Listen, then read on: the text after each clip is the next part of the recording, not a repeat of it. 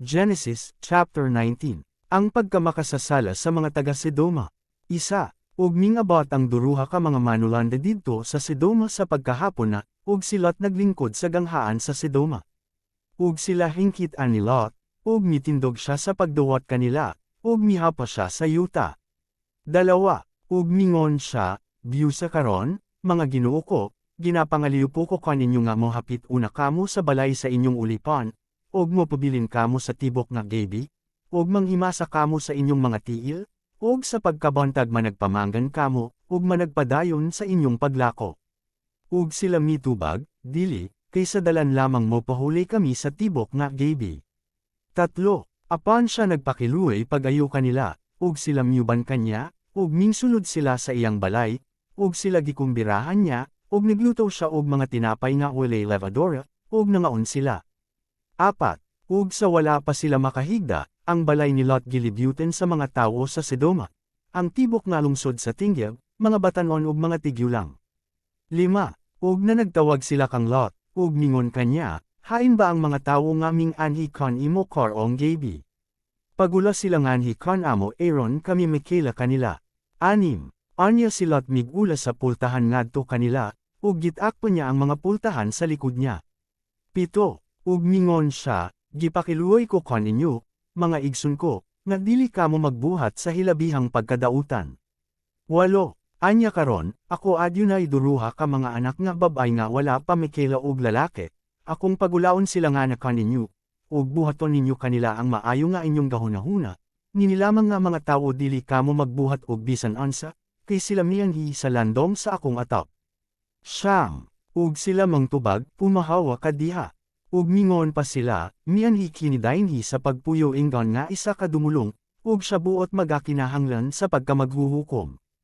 Karon among buhaton kanimo ang 12 dautan pa kay kanila, ug gibuhat nila ang dakong pagpugaw sa tawo, bisan pa kang Lot, ug mangduol sila Aaron sa paggubas sa pultahan. 10, anya gikabut sa mga tawo ang ilang kamot ug gisulod nila si Lot sa balay uban kanila, ug giserhan nila ang pultahan. 11, ug gibyutaan nila ang mga tawo nga diha sa pultahan sa balay, sukad sa 10 jutay hangtod sa 10 dagko, sa pagpabuti kanila, ug nanggaluya sila sa pagpangita sa pultahan. 12, ug mingon ang mga tawo kang Lot, aduna ba ikaw dainhi in kauban?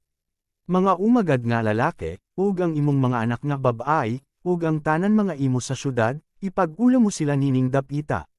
13, kay pagalaglagan na mo kining dapita kay ang pagsinggit nila midangat gayod sa atubangan ni Jehova, biyu sa si Jehova nagpaanhi kan amo sa paglaglag nini.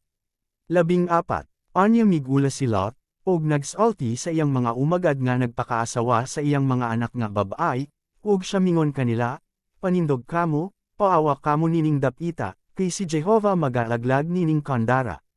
Apan alang sa iyang mga umagad, siya maingon sa daw nagatsaw-tsaw kanila. 15, ug sa pagbanag-banag sa kabuntagan, ang mga manulanda midali ngadto kang Lot ug nag-inggan sila. Tumindog ka, kaha ang imong asawa ug ang imong duruha ka mga anak nga babay nga anya dainhi, iron dili ka masunog uban sa pagkadautan sa syudad. 16, apan siya naglangan-langan, ug ang mga tawo mangkupot sa iyang kamot, ug sa kamot sa iyang asawa ug sa mga kamot sa iyang duruha ka mga anak nga babay, sanglit si Jehova nagmaloloy on kanya, ug ilang gid-ala siya, ug ilang gib-utang siya sa gawas sa syudad. 17, ug nahitabo nga sa gipagawas na sila, mingon siya, kumaladyo ka tangod sa imong kinabuhi, dili ka maglangilinggi sa imong light nimo unong kanining tibok nga kapatagan, kumaladyo ka paingon sa bukid, aron dili ka masuno. 18, ug si Lot mingon kanila, o, dili anta maimo kini, mga Ginoo ko. 19, anya karon, ang imong ulipan nakakaplag og grasya sa imong atubangan, ug gipadako mo ang imong mahigugmak ng kalulot nga gipakita mo kanako sa paghatag kanako og kinabuhi, apan dili ako makakaladyo ngadto sa bukid, tingali kaha maalaut ako sa kadawt ug mamatay ako. 20, anya karon, kining tiyudara hadol nga kalagiwan, ug kini jutay man, pagkalagiwa ako didto, dili ba kini jutay? Ug mabuhi ang akong kalag. 21, ug siya mitubag kanya, tan-awa, Jido at kuyusab ang imong gipangayo mahitungod nini, ug dili ko pagalaglagan kining syudad nga imong gihisgutan. 22. Dam alika, kumaladyo ka didto, kay wala ako ingarang mabuhat hangtod nga moabot ka didto. Tungod niya naghihinganlan ang ngalan sa syudad nga Zor. 23. Ang adlaw misidlek sa ibabaw sa yuta, sa pag-abot ni Lot sa Zor. 25. Ug gilaglag niya ang mga syudad, ug kadtong tibok nga kapatagan, uban ang tanan nga mga pumuluyonayad tong mga Chudara, ug kadtong na nagtubos sa yuta. 24. Anya gipawlan ni Jehova sa Sodoma ug Gomora ang Azufar ug kalayo nga gikan kang Jehova didto sa langit. 26. Apan ang asawa ni Lot nga didto sa ulahi, milangi sa likod niya, ug nahimo siya nga haligi nga asin. 27. Ug mitunga si Abraham sa bukid sa dapit diin siya mitindog sa atubangan ni Jehova. 28. Ug milanto siya sa dapit sa Sodoma ug sa Gomora, ug ngadto sa tibok nga yutanayad tong kapatagan ug nakita niya, ug anya karon, ang aso nagautbo gikan sa yuta, ingon sa aso sa USA kahadna. 29. Ug nahitabo, nga sa gilaglag sa Dios ang mga syudad sa kapatagan, nga nahinumdum ang Dios kang Abraham, ug gipagawa si Lot gikan sa taliwala sa pagkalaglag, sa paglaglag niya sa mga syudad nga gipuy-an ni Lot. 30. Apan si Lot mitungas gikan sa Zor, ug mipuyo didto sa bukid, ug ang iyang duruha ka mga anak nga babay uban kanya, kay nahadlok siya sa pagpuyo sa Zor, ug mingpuyo siya sa isa ka langgeb, siya ug ang iyang duruha ka mga anak nga babay. 31. Ug ang magulang mingon sa manghad, ang atong amahan tigyulang na, ug wali lalaki sa yuta nga modual kanato ingon sa nabot-asan sa tibok nga yuta. 32. Yumari ka, paimnunta og vino ang atong amahan, ug mo ipon kita paghigda kanya, aron makahawid kita og kaliwatan gikan sa atong amahan. 33. Ug ilang gipainom og vino ang ilang amahan nayad tung gabana, ug misulod ang magulang, ug mikatulog nga ipon sa iyang amahan, apan wala siya manghibalo sa paghigda niya, bisan sa pagbangon niya.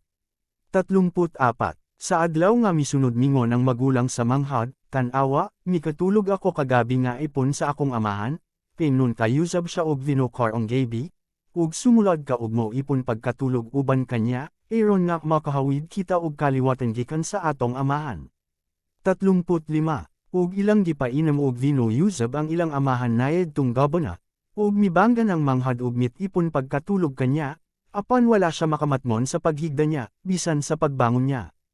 36. Niya nananamko ng duruha ka mga anak nga babay ni Lot gikan sa ilang amahan. 37.